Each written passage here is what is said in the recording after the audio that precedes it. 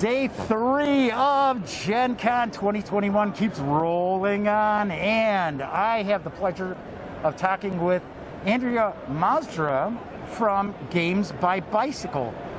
Games by Bicycle? I thought Bicycle only made playing cards. That's not the case anymore. Nope. We've been making games since 2019, so this year we have 3 new titles to share. So we're going to talk about a few of the games. In fact, we can pretty much tackle almost everything. First off, I want to point out I've reviewed Alpha. Yeah. When it came out, I was very pleasantly surprised. I liked it. We enjoyed it. Gave it a good review score.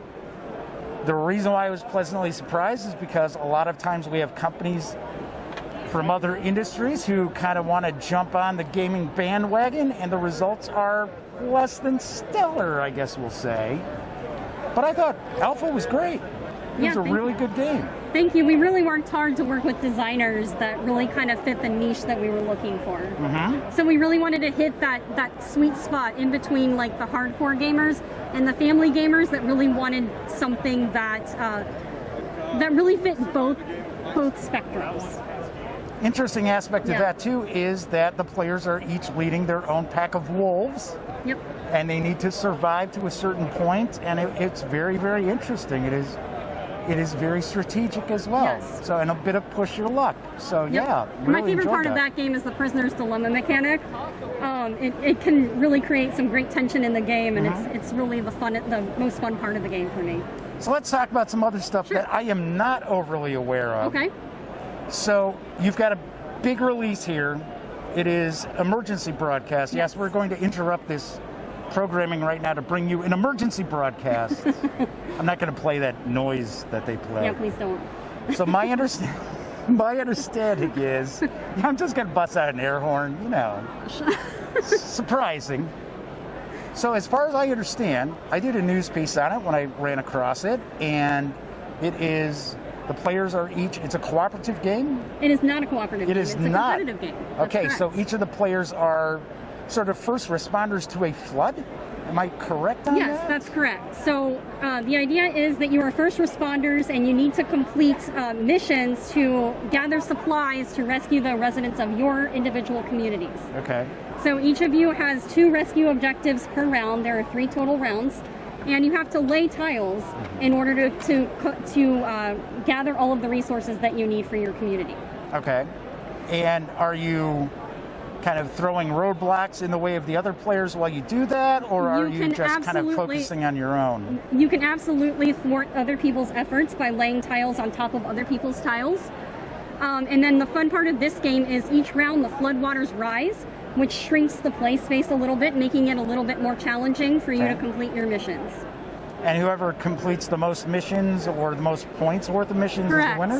So on your objective cards, each of your objectives is worth a certain number of points.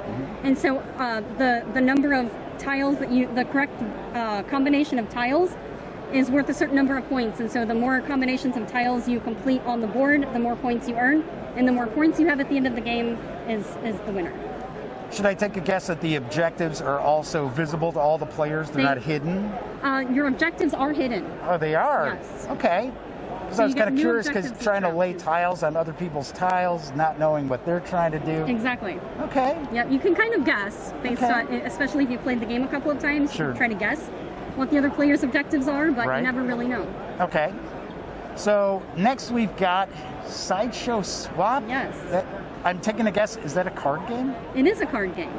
Because I'm just saying by the box. Seriously, it's like, well, that looks like it's a card game. Yeah, so it does involve cards, and the object behind that game is each player has a performer that they keep hidden from every other player. And the performers are valued 0 through 15. Okay. Going from the Poop Smith, which is 0 value, through the Ringmaster, which is the 15 value. And your goal by the end of the game is to end up with the highest valued performer. Okay. And you also have ticket cards. Each player starts off with 3 ticket cards, and you have to pay your salary to play these cards throughout the game.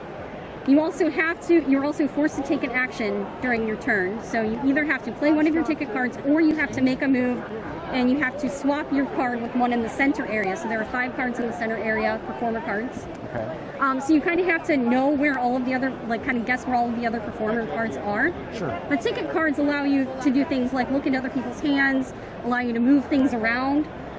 So it's kind of a deduction style game where you have to try to realize where everything is and time your moves just right. The game ends when your ticket cards run out, when one player plays their last ticket card. And that the person who ends up with the highest valued performer is wins the the game. winner. That's right. Then we've got Tattoo Stories, which obviously is about everybody getting together to talk about how they got their tattoos and why, how much alcohol was involved. Absolutely. When they were sailors. And so what is Tattoo Stories? Yeah, so Tattoo Stories was one of our first releases. That was back in 2019. Okay. But the concept behind that game is I am a customer coming into a tattoo shop. I know the elements I want included in my tattoo, but I don't know which artist I want to go with. I don't know what style I want. Sure. So I'm kind of vetting the different artists that are in the room. And so how I'm going to do that is I'm going to choose my 5 elements, and I'm going to have the customers in the room, or the artists in the room, draw a tattoo for me. They have 3 minutes to do that, and there's no erasing because tattoos are permanent, right? At least mine are. They have 3 minutes to draw their tattoo. During that time, they can ask questions to try to make it a little bit more personal, that kind of thing. At the end of the 3 minutes, we'll go around the table. They'll pitch their tattoo idea to the customer. Mm-hmm. And then after that, the customer will award the card to the person that they feel drew it the best. Right. After everyone has been the customer twice, the game ends, and whoever has the most cards in their hand wins. Right. So it's pretty simple, but it's a lot of fun. There is also Exchange, Yes. which most people are probably going to be like, what? It is a financial party game. Correct? It is. So I'm going to have to refresh my memory on this one. So Exchange is played over 3 phases. So what you're going to do is you're going to select a security. So you have banks, bonds, and insurance. And then you're going to decide whether you want to buy or sell, and you decide how much. And then you're going to influence the market. So you have a chance to influence the market, which is public to everybody. So you can see how much the market is worth at that moment. And the thing that's kept private is how much exactly you're going to buy or sell. So it's kind of interesting because you have some information to work off of, but not all of the information that you would need to see exactly how much things are going to be influenced. Okay. But the fun part about this game is you can also pop the bubble. So you might say, I'm going to influence the market +1 or +2. And the market plummets. But the market could the burst. bubble burst. If the bubble bursts, then that means the value of the market could go back to the very beginning, and Sure. you could be valued back at 10 versus 100. Right. So anyway, that's a lot of fun.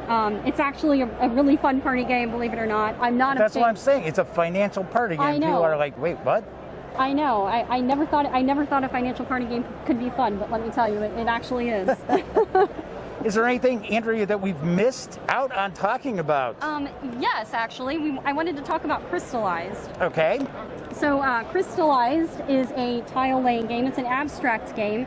And what you do is you have different colored hexagonal cards that have these different facets on them, and you have to line up the facets on your card with those already played in order to play crystals that are in your hand to a communal facet board. And your goal is to get rid of as many crystals as you possibly can before the end of the game. And whoever has the least amount of crystals by the end wins. You can also do things like stick other opponents with crystals through different mechanics in the game, but it's a really wonderful abstract strategy game designed by the daughter of the woman who invented Jenga. Oh, wow. So that's a fun little Okay. fact. And this is one of our top sellers this year. So Nice. yeah. That's Anything else that Crystallized. we've not talked about? The only other one that I wanted to mention, this is an honorable mention, is Super Truffle Pigs. So this is our Kickstarter. It is Okay. fully funded on Kickstarter, but we are currently in a late pledge phase. And it is where you act as a duo of pigs in the forest, where you're trying to evade the wolves and collect truffles. So They're the wolves that's a from lot of fun. Alpha showing up. It's a tie-in. I'm telling you, It is everybody. a little bit of a tie-in, yeah. So I think and that covers is in a everything. late pledge phase, It right? is, yes. When is that expected to hit retail? If it hits retail, it will probably be in 2022. Okay. Yep. Any final thoughts you'd like to share with our audience, Andrea? I think that's everything. Cool. Check out our website. And what would that website be? GamesByBicycle.com. You can purchase all of our titles there, and you'll get information on Super Truffle Pigs if you're interested as well. Excellent. Thank you very much for taking some time out, and enjoy the rest of the show. Thank you. You too.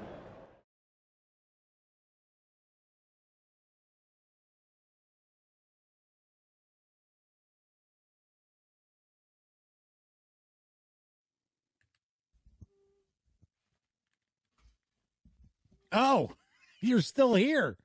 Well, while you're kicking it, how about subscribing to the Gaming Gang channel? Or seeing the latest episode of the Gaming Gang Dispatch? Or finding out what YouTube recommends you check out here at my channel? And of course, don't forget, get your geek on at thegaminggang.com.